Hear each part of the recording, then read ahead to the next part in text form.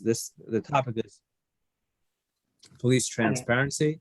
I'm not sure who's going to be on the panel yet, but whereas the last program we did was specifically about sort of the role in public safety unions and trying to work for social justice in light of George Floyd and all the incidents that happened. This is going to be a little bit more narrowly targeted and informative about Attorney General's directives that have come out over the last few years and how that affects police officers in the state of New Jersey, law enforcement officers in the state of New Jersey, and their privacy rights to their personnel records, and what information becomes public, what doesn't, what right unions have to negotiate over certain aspects of it, if any.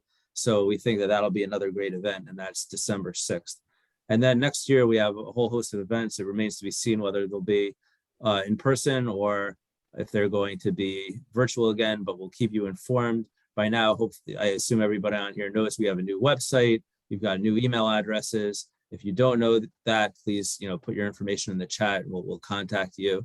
And if you have questions, complaints about the new website, let us know. Obviously, anytime you're rolling out something new, you're going to hit a few bugs, but hopefully we've minimized that and are there to help you to the best extent possible.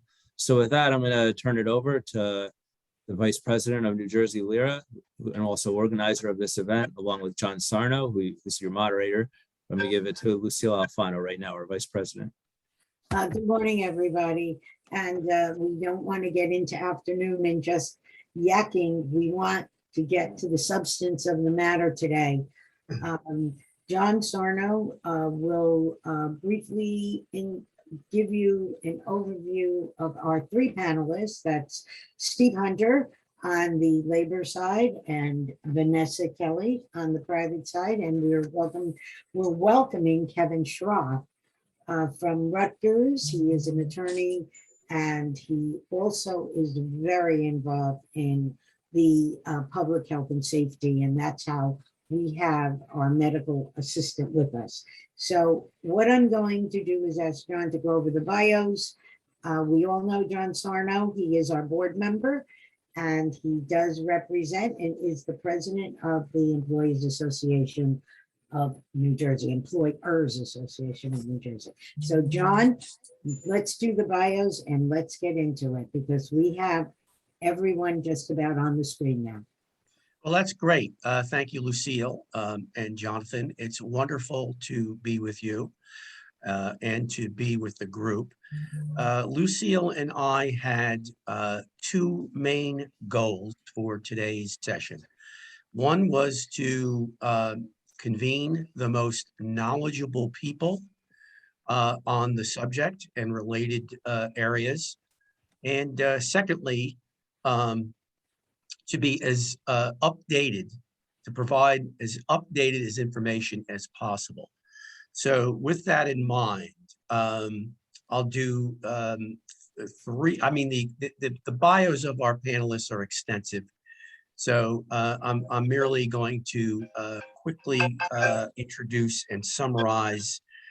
Stephen Hunter is a partner at the law firm of Detsky, Hunter and D. Filippo. He represents many New Jersey Education Association affiliates. He represents police officers, firefighters. As Lucille had said, he's primarily in the public sector practice with municipal and county employees. Steve also has a private gig on the plaintiff side. Significantly, he's been a member of the New Jersey Public Employment Relations Commission, which we will refer to as PERC on going forward. He was a hearing officer, a mediator. We're extremely pleased to have Steve on this panel. Vanessa Kelly, also just an absolute subject matter expert. She's a partner at Clark Hill. She specialized primarily in the private sector, employment law, labor law, the whole constellation on related issues. This morning, she's been spending your time on the phone, as I have, counseling employers and members on the vaccine. She specializes in healthcare, among other industries, the healthcare and airline industries, which are, you know, the key central industries going nationally, tens of thousands of essential workers. She also represents universities and schools, which is also highly, highly relevant to our discussion this morning. And also, as Lucille had mentioned, Kevin Schroth, Associate Professor at Rutgers University. He also has his JD from Rutgers. We really want to get a very rich contextual discussion. And I think that Steve's background in public policy, he teaches public health law.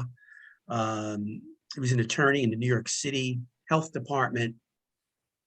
So I think that the goal that Lucille and I had said about convening the most knowledge-intensive panel that we can do has been accomplished. So now, with regard to our second goal on being as updated as possible, I note that this morning's New York Times, above the fold, even though we read our New York Times online now, we still refer to that above the fold article, which is the big news, right?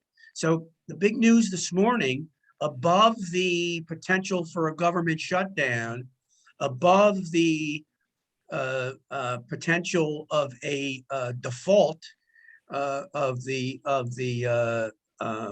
U.S. currency, New York Times reports that the virus is, quote, in retreat, end quote. Now, we said that in June, and of course, the governor signed legislation terminating the public health emergency.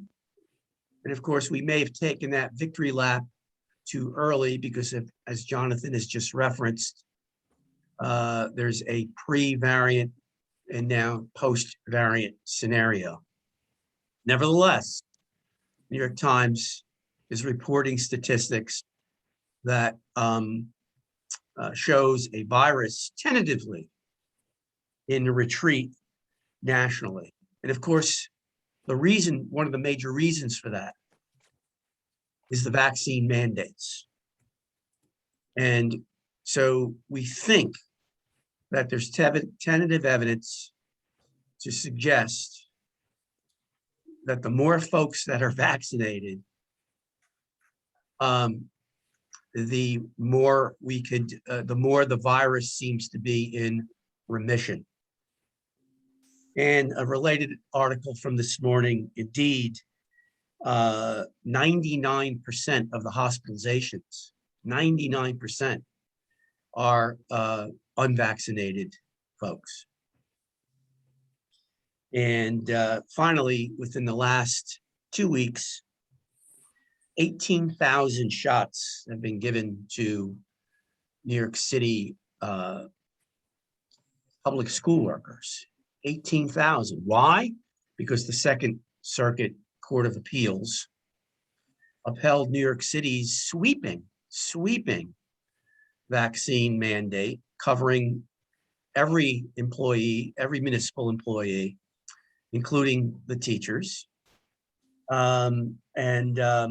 With that Second Circuit opinion, it seems that thousands of teachers are in the queue and getting their vaccine. So we are up to date, including last week's appellate division decision, which I will now turn over to the panel. Steve, right off the presses, emails us in the matter of the city of Newark, approved for publication September 27th. Reversing in part a PERC order upholding the city of Newark's vaccine mandate and finding that the impact of that mandate, which would include discipline up to and including discharge, were not negotiable, not negotiable.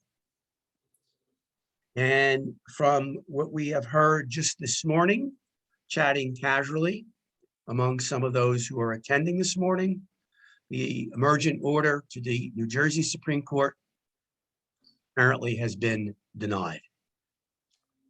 So with that, I am going to ask Kevin for a little context, because both in the Second Circuit opinion, both in the appellate court decision, there is a central reliance on a US Supreme Court decision that was decided in 1905. Jacobson versus Massachusetts. So it's inescapable that we will have to address, at least in a summary fashion, the foundational decision of Jacobson versus Massachusetts. So we're going to start with Kevin to give us a summary of that case before we move on to in the matter of the city of Newark. Okay, thank you very much. Just for the record, my last name is pronounced Schroth with a long O, but it's been mispronounced many times, so no worries at all. I'm going to go back not just to 1905, I'm going to go back to 1787. Back when the Constitution was drafted, there was this concept called state police powers. It predated the Constitution, and it's this general source of authority that is located in states, and states can delegate it to local governments. And it's called police powers. It has nothing to do with the police.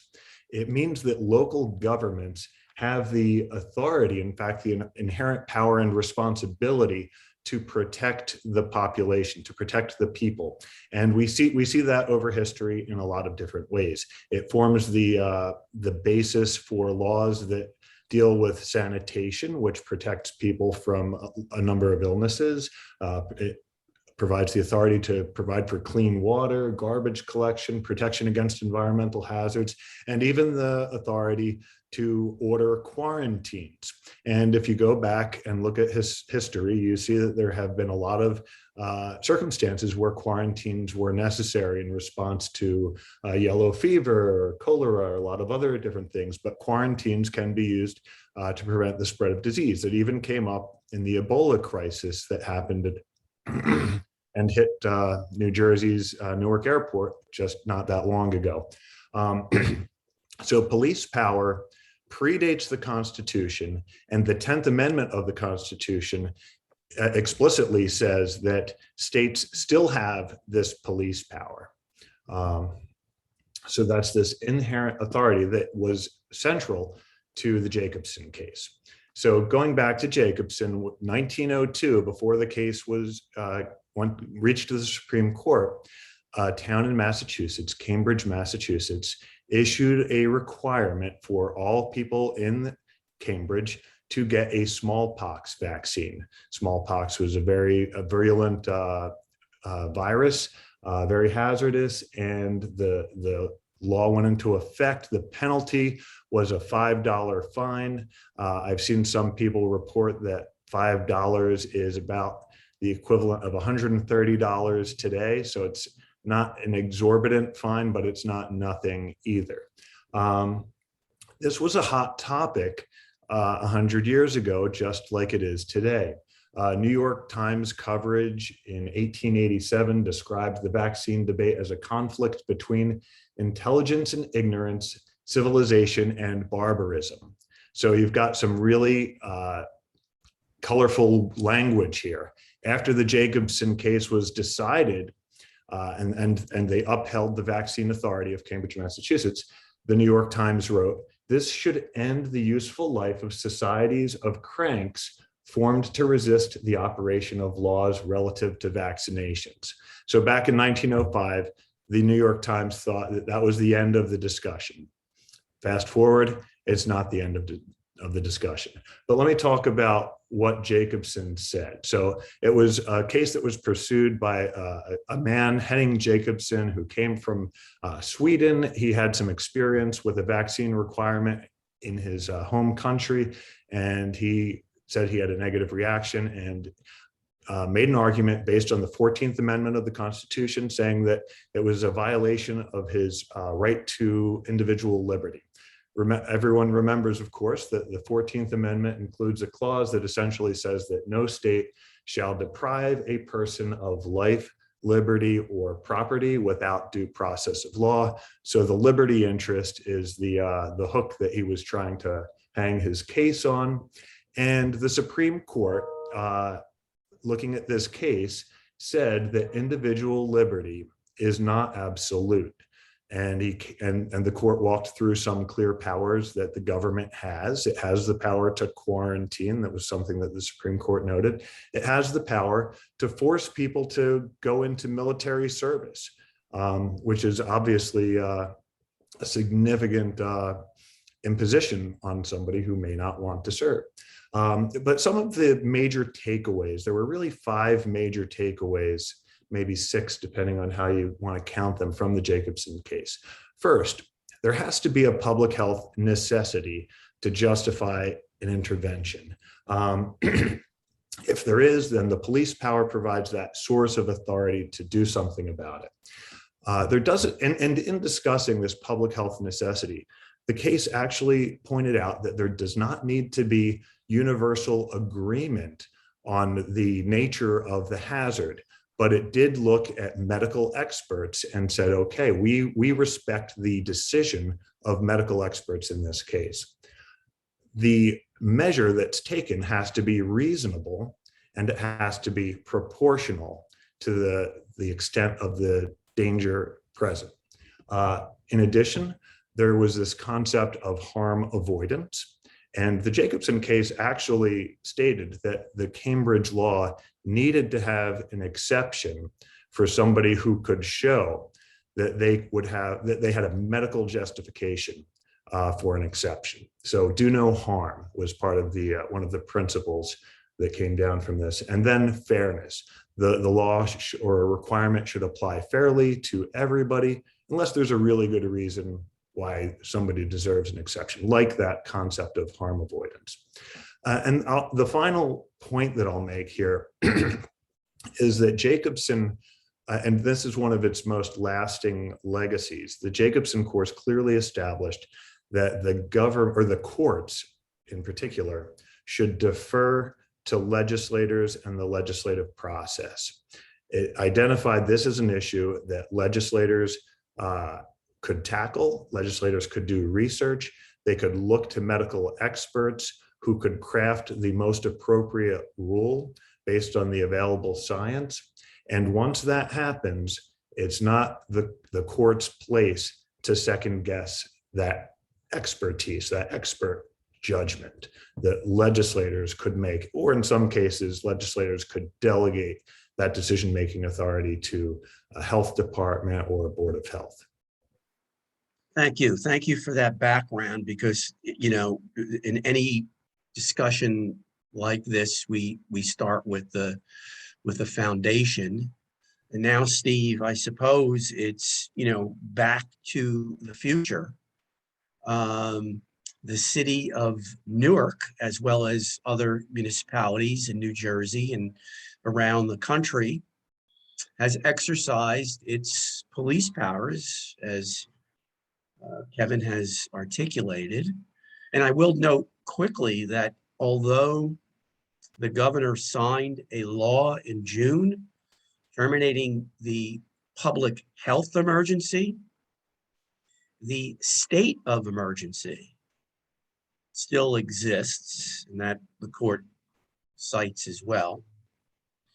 So let's move then, Steve, to the Newark case, and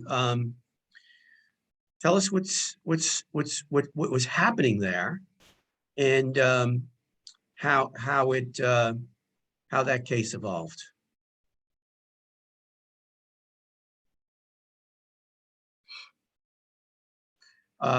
Steve, you will have to unmute.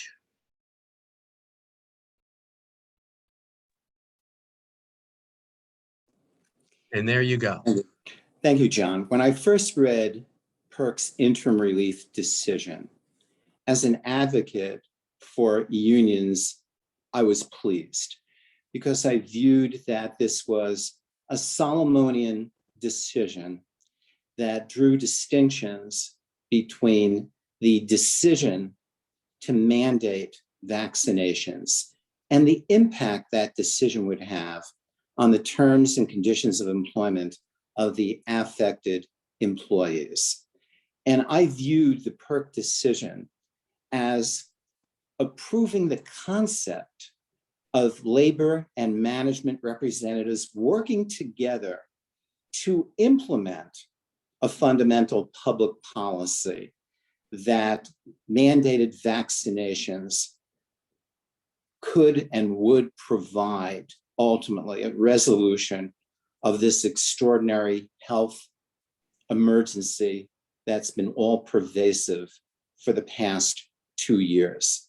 So I didn't believe that there was anything in PERC's decision that was remarkable. In fact, the city of Newark recognized that there were several components of the implementation of their policy that they could work together with the city's unions on. Testing protocols, disciplinary related issues. I was, of course, again, as an advocate, unpleasantly surprised when the appellate division essentially reversed PERC's decision concerning the negotiability of these impact considerations. I believe that the appellate division did not understand the concept of collective negotiations with regard to the impact of managerial prerogatives. It was clear from my reading of the Newark decision that the appellate division believed that negotiations concerning these procedural impact issues would somehow directly impact on the implementation administration of the mandated vaccination policy instituted in Newark. I certainly did not view it that way, and I believe that there are or were management representatives that understood that the nature of impact bargaining was such that it could not bar the implementation of a mandatory vaccination policy. However, it provided a roadmap for both labor and management to address the several issues. It was clear, given, for example, Executive Order 253 from the governor's desk, that there were to mandatory vaccinations, that a determination could be made by public employers to permit, in the alternative, individuals who did not want to be vaccinated for whatever reason to agree to once weekly or twice weekly COVID-19 tests. And that too was a Solomonian decision made by the governor. And Steve, let me ask you, let me pause just for a sec. Sure, John. We're definitely going to, I mean, there's a lot to unpack. But let me ask you, so what about the sense of urgency the court acknowledged? Because I think there was an acknowledgement, right, of the role, as you said, of management and labor coming together to understand and discuss and even bargain for, right, bargain over the impacts of that policy. But didn't the court essentially say that that process would take too long and would in effect be a primary obstacle to implement the policy? They certainly heavily emphasized, John, the emergent nature of this situation. I believe, however, that they overreached by concluding that impact negotiations would definitely slow down the implementation of the mandatory vaccination policies. Just speaking for myself, for example, there are all sorts of alternatives. There could be an interim determination between labor and management that management could set the table in terms of saying, listen, we want to work together with you. However, these are fixed immutable principles. It will be testing twice a week. No ifs, ands, or buts about that. That will be implemented. And the labor unions may well have said, as an alternative, we can agree to that. That avoids the concerns of the judiciary that impact bargaining would automatically stop the immediate implementation of vaccination policies that are mandated pursuant to 253 by October 18th. I'm going to ask Vanessa at some point soon. But I'm not done with you, Steve. I am going to ask Vanessa soon about, you know, if they go that direction, and they still can, by the way, right? Because just because the stay hasn't been or the emergent relief hasn't been issued doesn't mean that the parties are still not talking, right? So, do you think that though the city acted really quite intelligently and strategically when it did agree, because the original policy, the original ordinance had the members paying for the test, and arguably that is a very, you know, that could be that big negotiated issue, right? Who's paying for the test? So they backed off that. And the amended order, or the amended, I guess it's a executive order, mayor's executive order. The amended order had the city now pick up the tab. Do you think that was a significant determinant in the court of overruling Perk? Fact that the city agreed to pay for the test? John, you're asking for Vanessa? No, Steve, I'm still on Steve. Okay. I'm going to ask Vanessa about whether the exceptions swallow the rules, but I'm still on the Perk decision. Yes, I believe that was certainly a factor, that issue in and of itself, given the expense of the testing process, was a very, very important issue that the city of Newark addressed by taking the position that they would be responsible for the costs. I agree completely that was a major, major factor. And doesn't the court also say, now it doesn't use the word bargain, right? The court, and maybe this kind of sticks in your craw a little bit, because the court uses the word discuss, doesn't it? Not bargain. Yeah, in fact, I wrote a note. The court may well have tried to create a new rule of law, adding another aspect to negotiability, that there would be mandatory negotiations, that there would be issues that you could not negotiate on. There would be non-negotiable. In certain contexts, there were permissive subjects for negotiations, and we have the appellate division panel referring to discussions. And I said the only way we could give any teeth, maybe one baby tooth, to that is require mandatory discussions. Unheard of. I've never heard of that. I mean, now we're really getting into, you know, mandatory discussions. I mean, I don't know what else you call that other than bargaining, but Right. Save that thought, because the parties are continuing to speak.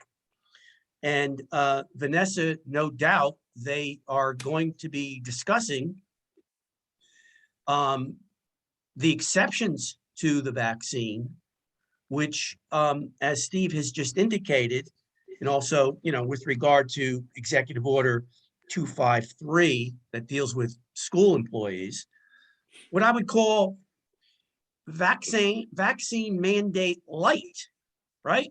Because New York City's vaccine, as well as my understanding, some of the private sector, is that if you're not getting the vaccine, we're not going to give you the alternative of testing. You're going to go on unpaid leave, right? So this idea of allowing for an alternative to the vaccine by testing once or twice a week, it seems to me that like you really can't, you've opened up an exception that could swallow up the rule. I mean, what's the point if 15, 18% of the workforce is going to remain unvaccinated? So Vanessa, I'd like you to comment on that aspect. Yeah, I don't like the alternative test at all. I think for employers, it's very difficult to administer. The cost gets astronomical, and from a morale standpoint, I think the vaccinated are feeling very put upon by the unvaccinated. We sort of have two classes of workers now, vaccinated and unvaccinated. And in the private sector, because these mandates don't necessarily say who pays for the tests, I'm seeing a lot of pushback in the private sector that maybe we should ask employees to pay for it. If they're choosing, it's not a disability related issue, it's not a religious issue, it's just personal preference. If they're choosing not to be vaccinated, wouldn't it be fair to change, to transfer that burden of the cost onto the employee? So, from the feedback I hear from, my employer clients is that they don't like the alternative, that it is difficult to administer. And in some ways, it doesn't really even make sense, because if the vaccinated can still be have a breakthrough infection or could still be contagious, then why aren't we testing everybody? So, science-wise, to me, it doesn't make sense. Yes, and keep in mind too that, okay, so maybe you test once or twice a week, but all the other protocols will need to be applied.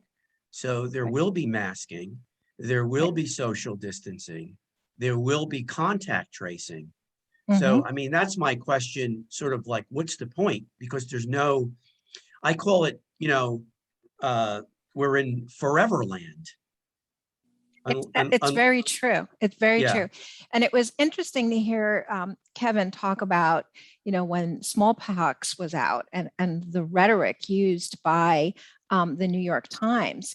It's funny because I hadn't really thought about that historical perspective, because now you do hear all the junk science and all the, things that are out on the internet. I think it's worse today because of the proliferation of information. Before, to get your news or any of that information, it had to be in a printed form or somebody had to tell you. Now you can Google and see anything you want to see. And I also thought, and Kevin's point really made me think about this. I thought a lot of the vaccine hesitancy had to do with a change in our culture in the US, that we went from a more community-minded collective culture to a more individualistic culture, which is, depicted by how many people take selfies. The selfie is about the self. So I kind of thought that was a new phenomenon, but hearing the perspective, it's really not a new phenomenon. So employers with the mandate or without the mandate are really wrestling with, how do we deal with our morale, our employee issues, the Great Resignation, and the impact that it has on the workforce culture for vaccines. It's just a really extraordinary time. Yeah, it's an extraordinary time. I'm glad we're all here to talk about it. I'll tell you that. I do want to talk about a less controversial issue, and that's religion. You said less controversial? Yeah, right. You get some, but before I move to the religious exemption, because I know all of you are very much involved, and for those of you who are mediators and arbitrators, this is an issue du jour now, right?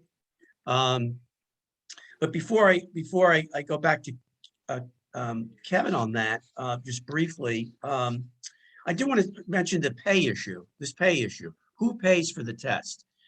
So we're trying to clarify, EA&J is really trying to bear down on that because it's a wage and hour issue that we're, not going to get into much detail today.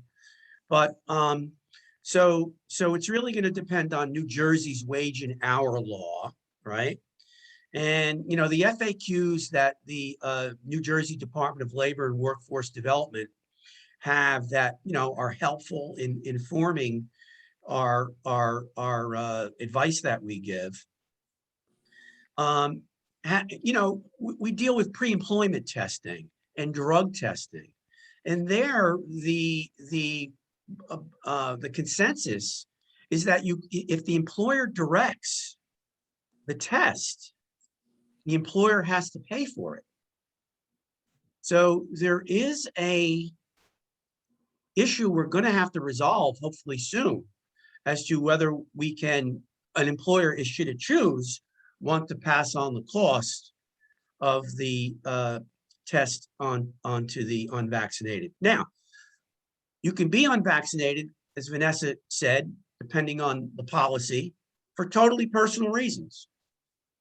Or you can have a medical issue or a disability that will trigger the Americans with Disabilities Act.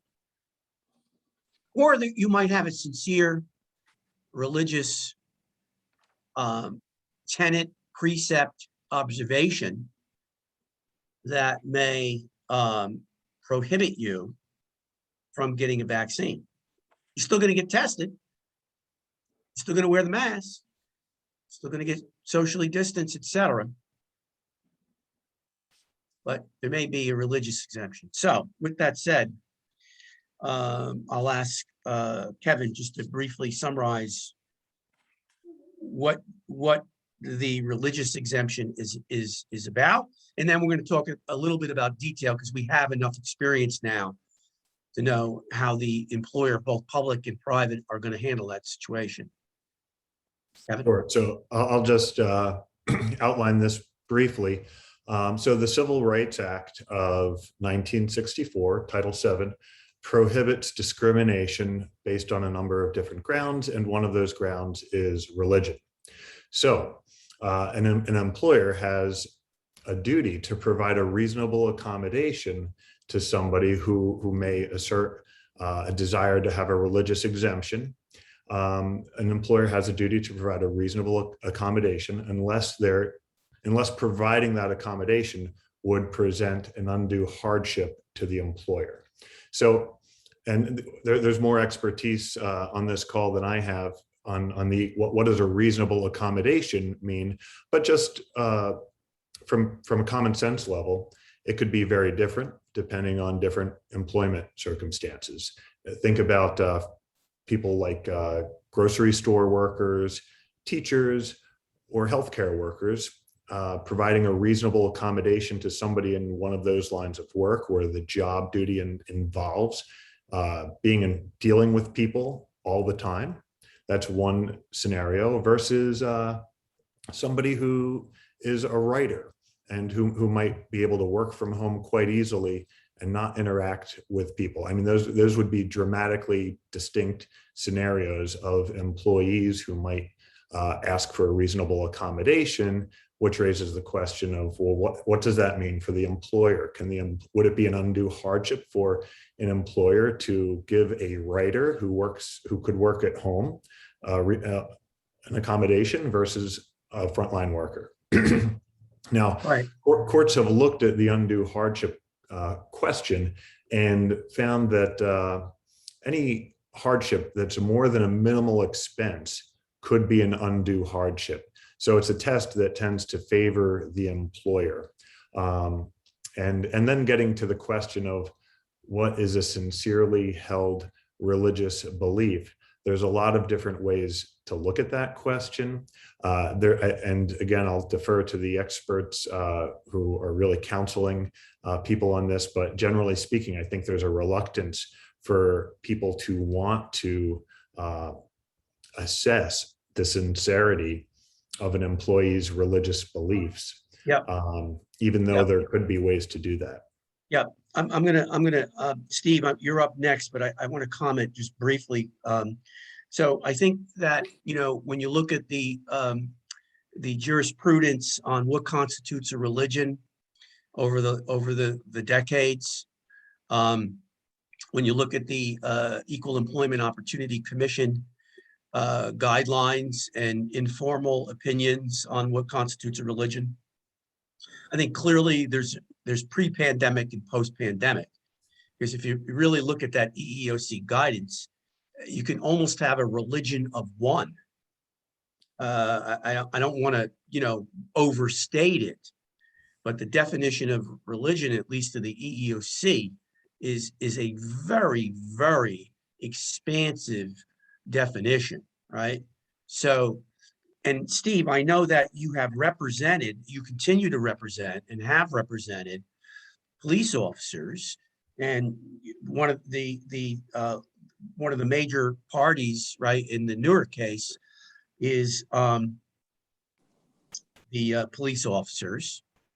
And I know that we've had experience with the city having to accommodate police officers because of religion, mostly with regard to facial hair, as you know, or other clothing, for example.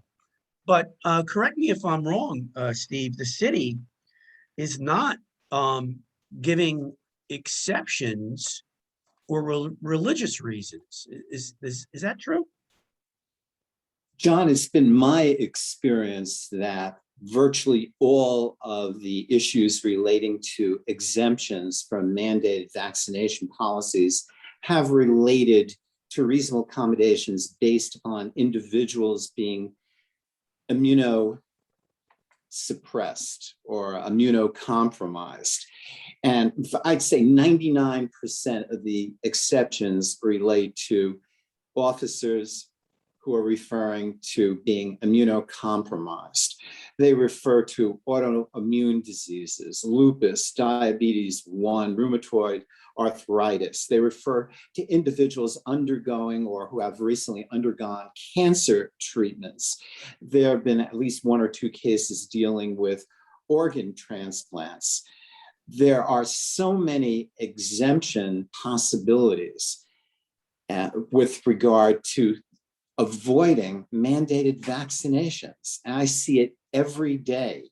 In fact, I was looking at a template that related to an officer with cardiological problems. And this would be the ideal type of template that I submit would have to be granted. The exemption would have to be granted based on this. It is my medical opinion that John or Jane Doe is immunocompromised and must be permitted to work remotely or be granted a paid leave of absence.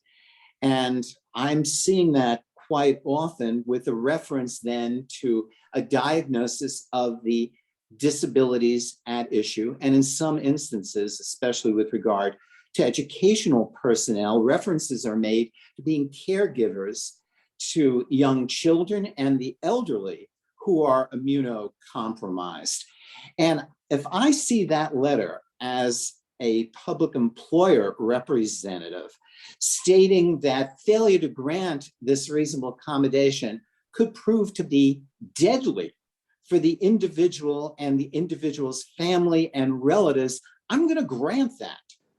I am going to grant that 99 out of 100 cases if I'm looking at something wherein a doctor has signed off on this. I am going to take another position if there's no medical support whatsoever for that. But to date, I can only recall one instance that involved a teaching staff member where the religion exemption was even raised. Because I believe, and you don't have to be creative, there are individuals who have existing disabilities that clearly qualify them to be immunocompromised, and or they deal with on a regular basis with children and relatives whose health could be severely compromised. Even if they are vaccinated, there's still breakthrough COVID-19 positive findings. If they can establish that they regularly deal with either children or the elderly that they come into daily contact with appropriate medical certifications, those exemption requests must be granted. Well, you now, beautiful, Steve, because now you got us in it.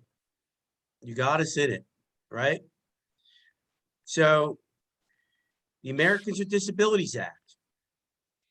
Who's protected under the ADA?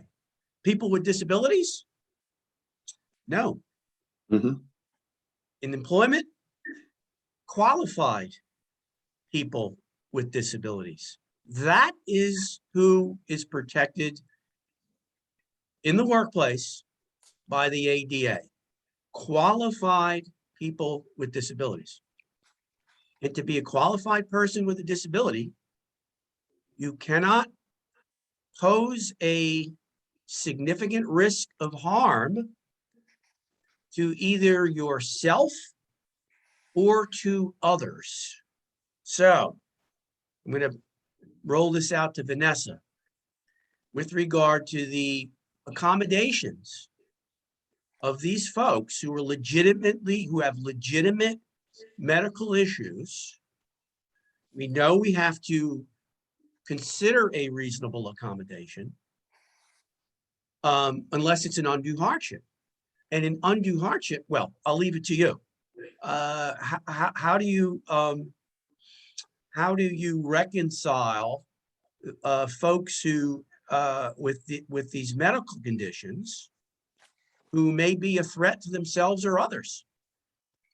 Yeah, those are definitely challenging decisions that have to be made. To your definition of a qualified individual, I'd also note that the person still has to be able to perform the essential functions of the job.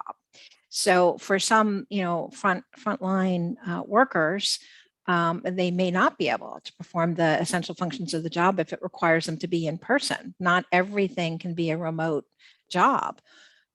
So in that case, perhaps the accommodation is that they're on paid disability leave. I mean, if they have a disability and they can't work because of it, then leave may be the reasonable accommodation. But again, it can't be an open-ended extended leave. It has to be for the duration. So maybe it's the doctor has to specify when a certain number of the population is vaccinated, when the CDC says it, there has to be some correlation to it. But if they're going to pose a danger to themselves to be present in the workforce, if they, have these immunocompromised diagnoses, then they can't be in the workplace. They could be too disabled to work, or their disability prevents them from working. There was a question in the chat about the ADA and how it relates to family members. It actually does relate to family members. The ADA, in a narrow way, the ADA prevents discrimination against an individual who associates with a person with a disability. Mm-hmm. So-called associational discrimination.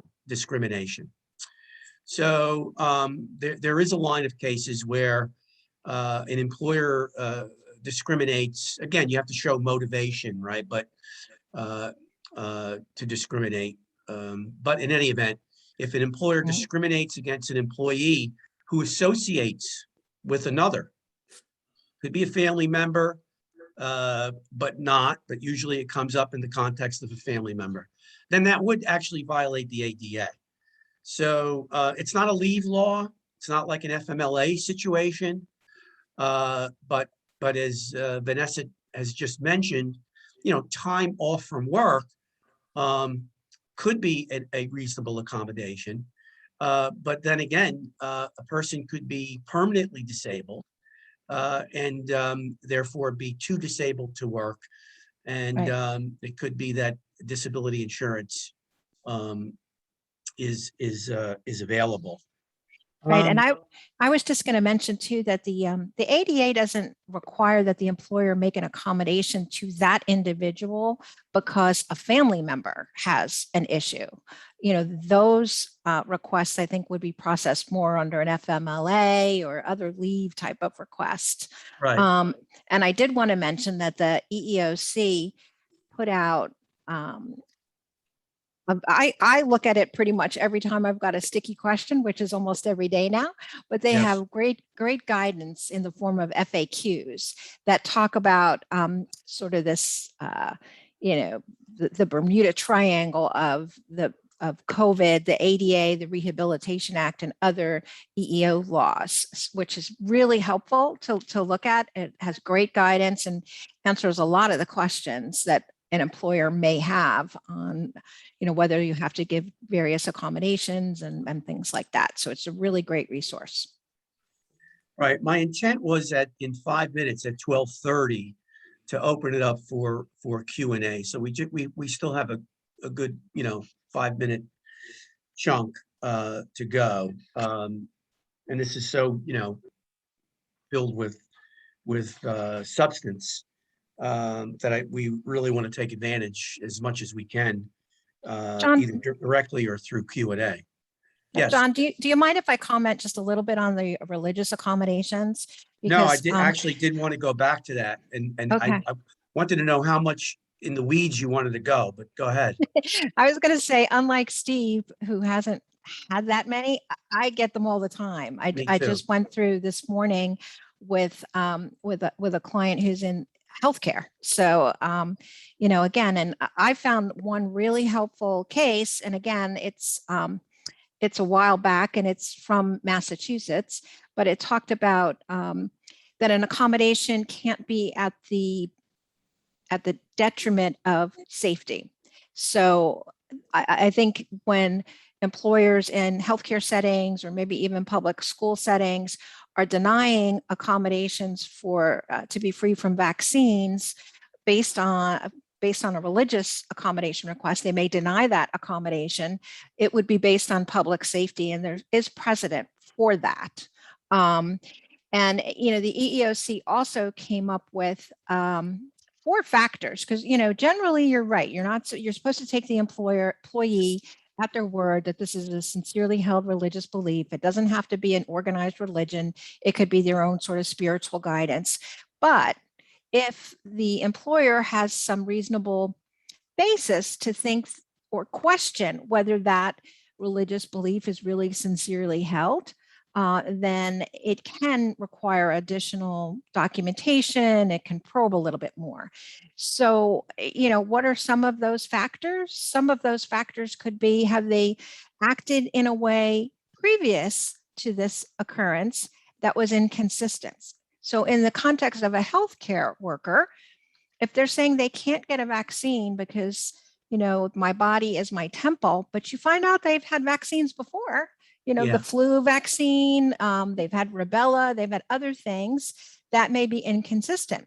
We took a deep dive on the Catholic Church's position this morning on the stem cell lines that are in, they're not in 2 of the vaccines, but they're the testing to confirm the efficacy of the vaccine were in there. And Kevin, you could definitely comment more on that than I personally can. But, we looked at, the Pope is saying it's okay, but I cautioned my client to say, yeah, the Pope may say it's okay, but they also say examine your individual conscience. So the person's individual conscience may be pulling in a different direction. So it's really complicated. I just tell my clients, slow down, let's take it one at a time. And then, you know, the HR thing that which I'm sure you tell all your members is document, document, document.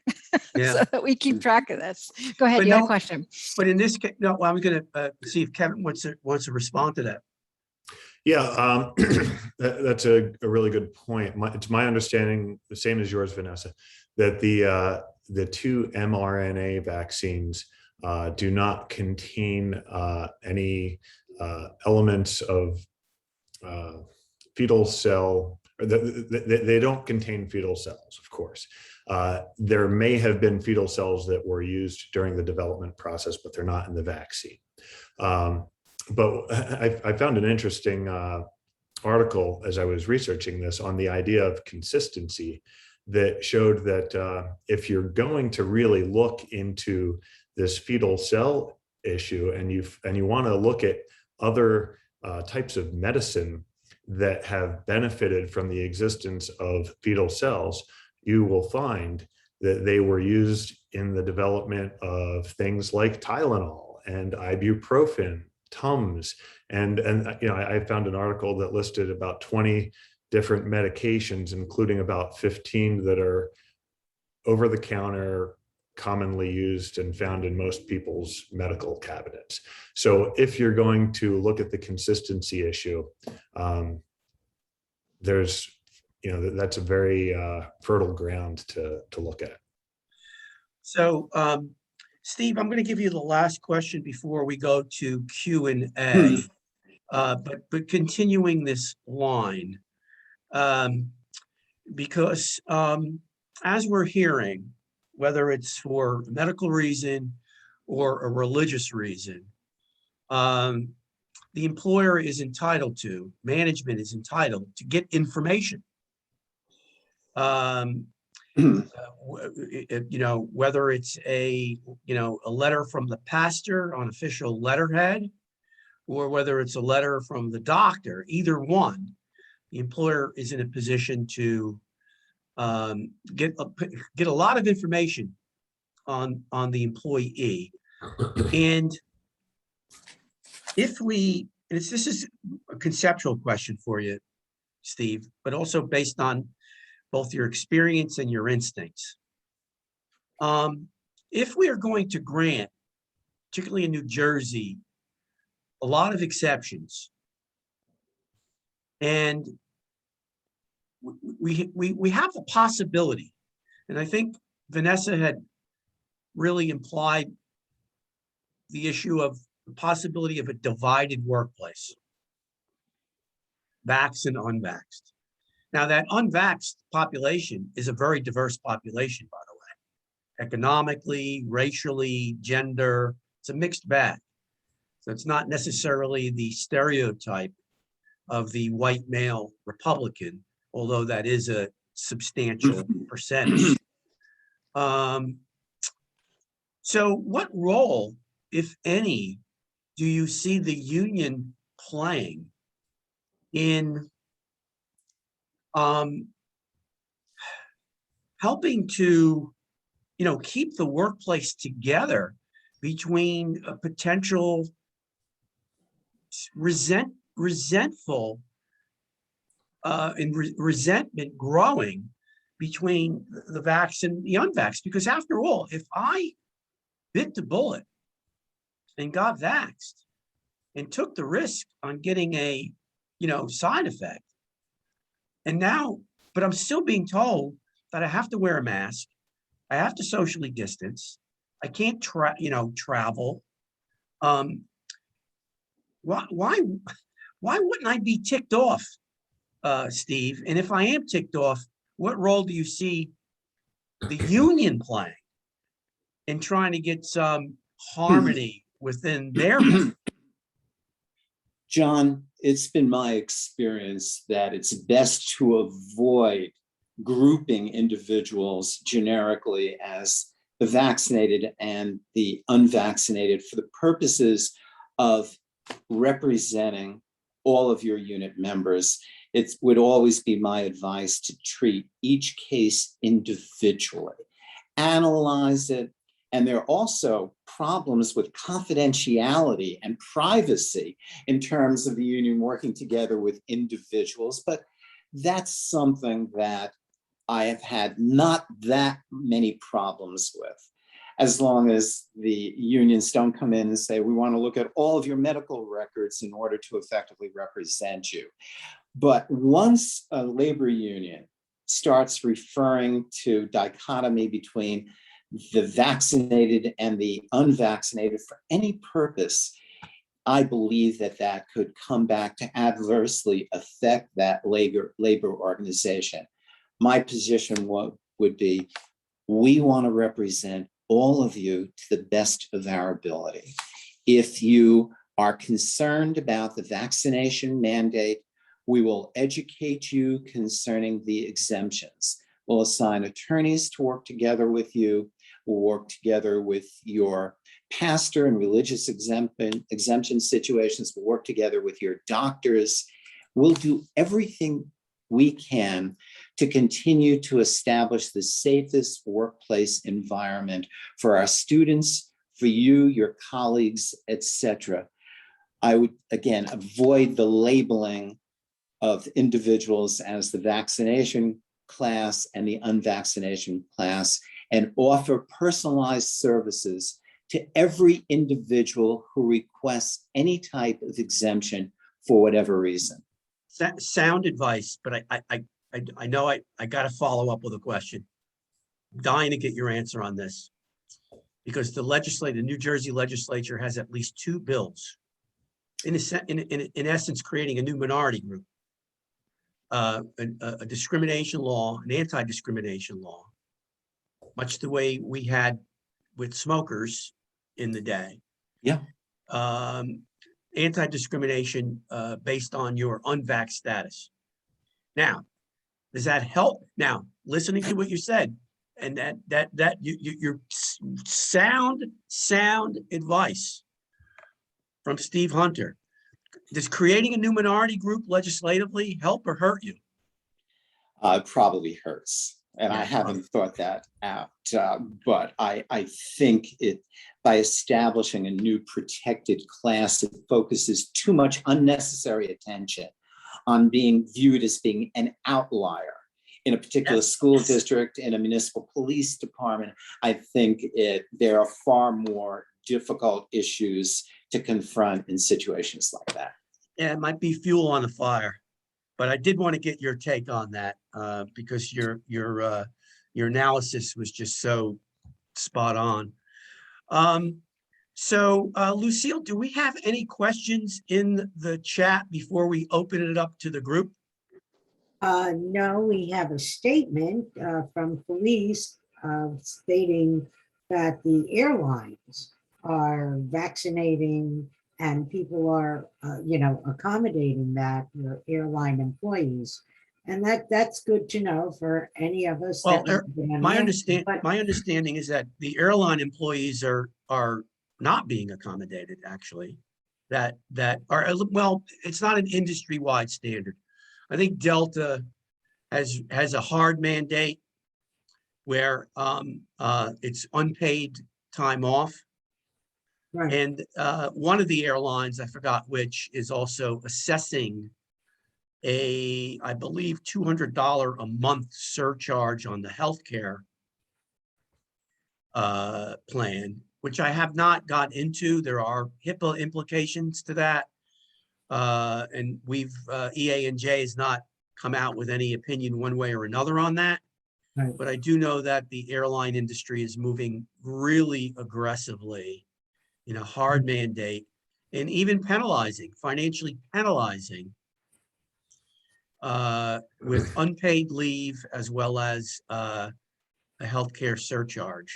So in any event, This is my issue with our programs have always been satisfied, and that is we have you on now to help answer questions, but not just answer questions, because some of these questions can't be answered, but to give people suggestions on how to work with the individual issues. You can never answer these questions. You can only give that. All our attendees are people on the front line to try to get people to stay safe and to keep everyone else safe. Okay, not just themselves, but responsible for everyone else in that workplace and eventually in their own homes. We need suggestions on how do you handle that? How do you talk to the people? Well, I think I'm That's going to the go, most I'm going to see, let's important open thing. it up to the group. I will tell you this, Lucille, and maybe this is not necessarily the group to mention it, but just anecdotally, at least with regard to the private sector and EA&J members. You have our internal customer is the human resource manager. She, primarily a woman, pre-pandemic, was probably the least resourced person in most organizations, right? Everybody knows that. During the pandemic, has been the most stressed out person in the organization, primarily because they go into the pandemic being totally ill-resourced, right? So, Lucille, what you're saying, it's like the perfect storm. Now, in the public sector, I think we can begin working to have those discussions, right? Because at the end of the day, it's about people working together and getting the job done, right? And it's not unlike, when we did sex harassment training decades ago. Like, no one wanted to talk about it. Because if you raise the issue, God forbid, somebody will say that they're being harassed. But we know now that for decades of litigation, et cetera, most employers embrace that discussion. So this is another discussion that needs to be embraced because it has practical implications on the day-to-day work that people do, whether they feel safe, whether they can trust their team members, whether they can even trust their employer, right? You got these healthcare workers who are not getting vaccinated. What are they telling us about how much they trust the industry that they're a part of? These issues are not going away. No, they're not. No, they're not. And the most important thing that I found in the COVID situation, as now in my present position, arbitrator mediator, not as a union president, but when cases have come before me involving COVID matters and employees and employers, and what I have found best is once we get some of the particulars out, we are able to come to a resolution. One thing doesn't change. People want to be heard. And for our employers, our employees, they just want to be heard. They're individuals, and give them that chance. You'll see a lot of them do not want to harm themselves, and they don't want to harm others. They just don't know how to handle what maybe they've been taught all their life or how they live their life to change into this. And a little bit of what everyone was saying before, just sit down with the person, give them that opportunity. And then you have to come up with ideas, folks. There's no toolbox for this because everyone is different. So speaking of being heard, Steve Cohen, who is our president, wants to, I think, Steve, you want to redirect us back to in the matter of Newark. So go for it. Well, Steve is not the president. Oh, Steve but- Cohen. No. Yeah, no, Steve is a much better attorney than I am. We'll learn more from him. All right. Sorry. No. This is the problem with Zoom when I see nothing but blank screens. But anyway, Steve, welcome. Thank you. Jonathan, you're quite an attorney. I've enjoyed working with you on cases, and but I wanted to make a comment on City of Newark. With all due respect to, and you know what that means, to Judge Fuentes and his panel, I would point out to all of those who might drink the Kool-Aid of the City of Newark decision that Judge Fuentes' panel also decided Rosenblit versus Lyles a couple of years ago, which is the case on the release time for union officials, in which the panel disregarded 40 some odd years of PERC case law on the issue. And when it got to the Supreme Court, it was summarily reversed 7-0. Now, admittedly, that was a much easier case. And in fact, the Supreme Court actually stayed the appellate division's decision on a motion made to the Supreme Court.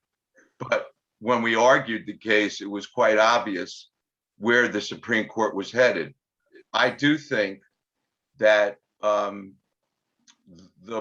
court missed the boat on saying that certainly that there were certain impact issues that it felt, you know, it's not going to allow to be bargained. I think that's a real Achilles heel in that decision. And it disregards, once again, 40 plus years of PERC case law on the issue. And I would be very surprised if that decision got legs in the future. All right, let me, Steve, let me comment on that real fast. So for whatever it's worth, here's my 2 cents on that. So I think one of the main reasons that the New Jersey Supreme Court case did not go out of its way to intervene here was the standard of review, right? Because the appellate division explained that it was not going to give deference to the administrative agency because it was a matter of law. Parties stipulated to the facts, and the court at least several times said it's de novo review, a review of the law, so that the court need not defer to the 40 years of PERC findings. So do you think that the New Jersey Supreme Court is just going to give it if it's a matter of law? I mean, you know, it's going to be a tough one. It's going to be a tough one to overrule, it seems to me. Oh, I don't disagree with you. I don't know whether the court will take it or not, but I am thinking if anybody thinks that this is going to have application elsewhere, think again. I don't think it will. Yeah, no, I think I agree with that. I agree with that. This is, I mean, it's an extraordinary circumstance. The facts could not have been imagined by anyone, you know, just 2 years ago. So yeah, no, I agree that this is not going to be a doctrinal shift, Right. in PERC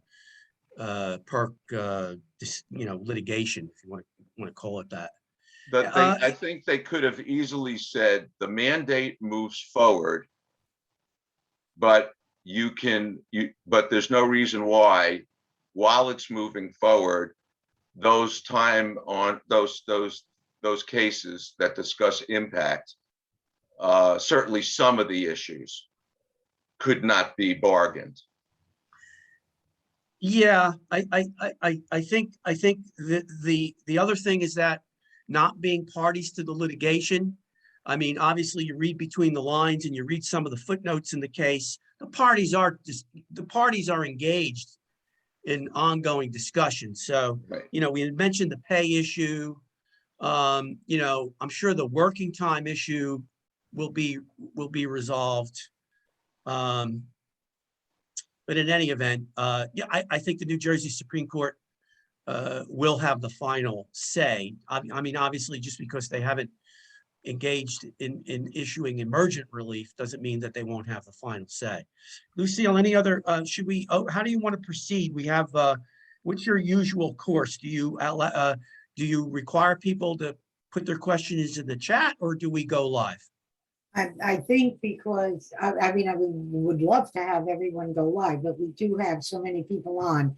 So if you have something in the chat you would like to be brought up, and we'll bring you on to the immediate screen, please do so.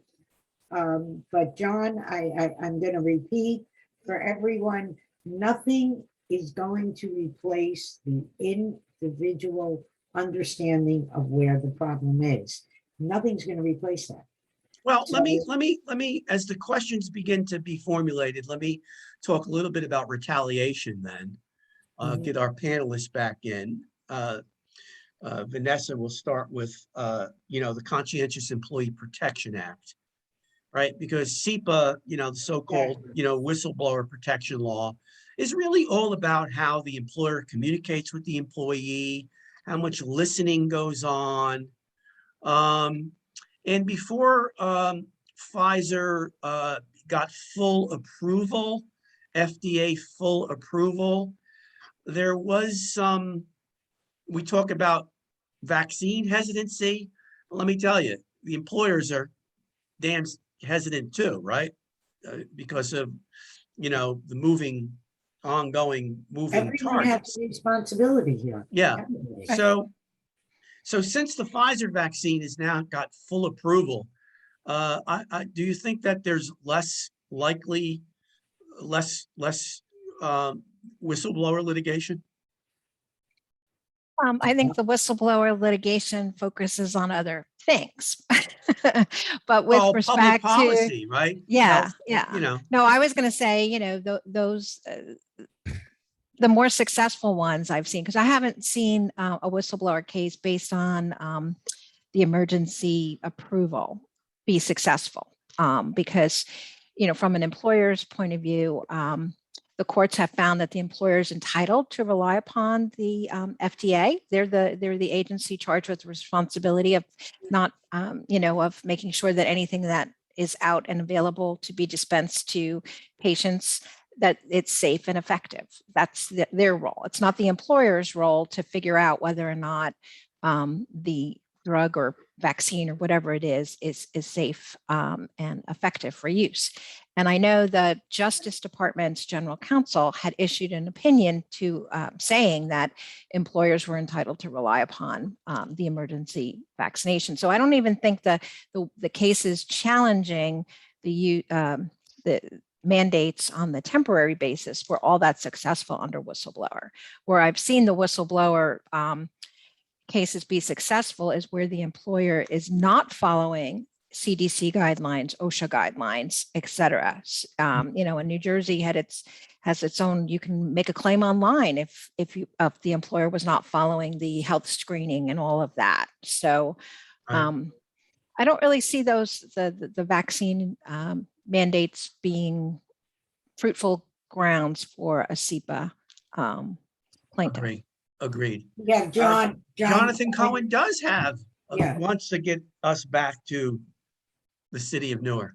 Sorry about that. It's the most important thing that happened, at least in my practice area, which is representing municipalities and school boards, obviously more on the school board, on the municipality side, but I think even on the school board side, it could be relevant. But on the municipality side, you've got 560 odd municipalities in the state of New Jersey, and you've got counties also. And they're reading this decision from the appellate division. And I don't want to lose my management attorney card, but I tend to agree with Steve and Steve Cohen in terms of what he just said, that it seemed to me that Judge Fuentes' panel just kind of glossed over some of the impact decisions. They addressed the discipline. And, but if you're looking at it and you're one of these towns, these 560 other towns, and they're all figuring out what vaccine policy they're going to have. Is it going to be vaccine and testing? Is it going to be just vaccine? The blurb that they're getting from the attorneys, many law firms like mine, is oh, based on this decision, this report decision from the appellate division in Newark, it turns out you can just implement a vaccine mandate policy, and you don't have to worry about impact bargaining. And because of the necessity of this and the public policy of it and the public health implications, you can just do it. And I have a problem with that, because if it turns out that PERC ends up taking a more nuanced approach, or it says that it's based on the facts of this case, which would be a brave stance, frankly, for PERC to take after they get essentially modified or reversed in a reported appellate division decision case, or the Supreme Court at some point does something different. And all the employers want you to say, just do it, just go ahead, don't worry about the severable impact issues. And this goes against everything that we've learned, which is, but you could implement the policy, and then what happens a month later when an employee says, oh, I got a side effect, do I have I got the vaccine during the period you told me to get it, and I had a side effect, now I'm out a couple of days, do I use sick time or not? And all these different issues. And to say that you don't have to negotiate any of that stuff, creates a possibility where management attorneys are just going to tell their towns what they want to hear, which is just go full speed ahead and forget everything else. But and this better than this as well as anybody, though, Jonathan. You read this opinion, aren't you on two parallel tracks? You're not breaking off discuss as we said, the word used in the decision is discuss, not bargain, right? So the discussions with the unions are ongoing and never get disrupted or interrupted. At the same time, the city or municipality is moving ahead. So why wouldn't that encourage the type of agreement, and I'm going to use the word agreement, meeting of the minds? Why wouldn't that pressure result in a meeting of the minds between management and labor? Because the union has the appellate division hanging over their heads, but by the same token, management has the uncertainty of this new, on the surface, shift in law. So wouldn't that encourage the parties to get right down to it, stop goofing off, and here's the policy, let's agree on it? Ideally, in a best case scenario, the answer is yes. And I think, Steve Hunter can tackle that, and Steve Cohen can too. But unfortunately, a lot of, I believe, towns may just say, okay, we can do this. And then after they implement the policy and send it out, then the police department has its union, the Department of Public Works may have its own union, the clerical employees may have their own union, and they may have different interests. And you don't know, every town is different. Like Lucille was saying earlier, every person is different, every town is different. I represent one town where literally 50% of the workforce is unvaccinated, we believe. There are other towns where 90% of the workforce is vaccinated. But when you're doing it in a place where 50% is unvaccinated, and the police have all different kinds of issues, let's say, where do you keep the medical records? We don't want it in the administrative personnel. And the idea that you should get to an agreement is great in theory, but not every place operates as conducively as that. That's why we have Lera. We want everybody to operate like that. But in real life, I'm afraid that this is going to result in at least some towns shoving policies down the throats of unions and litigation ensuing as a result of it. Yeah, well, I'm not gonna get the last word, but I'll just simply, I'm all right, Lucy will, but I'll simply say these issues are presented during an unprecedented time, right? But the issues themselves are not necessarily that new. So my advice to these municipalities, to both management and labor, is come on, for gosh sakes, stop dancing around and get down, and within 48 hours, come up with a policy that you can at least get preliminary buy-in to. Come on, really? Can I add a comment? And this gets back to like the basic purpose of vaccines. So it may seem like review, but I think it's important to come back and think about it. vaccines can deprive a virus of a place to go. And herd immunity means that there's so many people who are vaccinated that we can protect the people who can't get a vaccination. Or, and that could be people who are immunocompromised. It could also be people who, like children, who are too young currently to get a vaccination. By moving forward with these vaccinations, we're protecting these people who are otherwise incapable of getting the protection that people who can be vaccinated can easily get. Yeah, it's about the common good, no question about it. Yeah, and I would add too that whether you're in a union setting or a non-union setting, workers and management have to work together. That's all there is to it. So it behooves everybody to sort of act reasonably. And if I can say from counseling over this last year and a half, almost 2 years in these extraordinary circumstances, I think employers have shown a ton of flexibility. John talked about HR being sort of on the front line. It's very true that they, in a lot of respects, were first responders to these issues and questions. And they had to bring whole skill sets that for years they were told not to ask about. You weren't supposed to ask, do you have, children, and how does that impact your ability to work? That was, nobody asked about that stuff. But now that's really something that we work through. So I think, whether it's bargaining over, do you get paid for time off to recover from a side effect of the vaccination? That should just be something that happens as employees and their management work together, because it's in everyone's best interest to have a productive workforce. Lucille, I see 1 o'clock on my And clock, I'm gonna and I sum know you have carved out the last word. And I do, okay? This is who we are, okay? We're the Labor and Employment Relations Association. And I say that to everyone that is listening to us now. You had outstanding people speak with you today. When you, the leaders, and I look at everyone on this program, because that's why you join us, you are leaders in your field. If you come up to a stone wall for any of this, we now have Kevin, we have Steve Hunter, we have Vanessa, we have the 2 Johns, myself. If you just reach out and we'll help bring the rest of you in together to help each other. And that's what this organization is about. It is to get everyone for their own field help when they're at that point with the brick wall, because this is unprecedented. So we welcome that. We're here for you. And you have the people right here in front of you knowing how best we could come up with ideas to help you, because every idea is going to be different. I say it again. Thank you, Lucille. John? Thank you, Lucille. Thank you, Stephen. Thank you, Vanessa. Thank you, Kevin. Jonathan. Good call.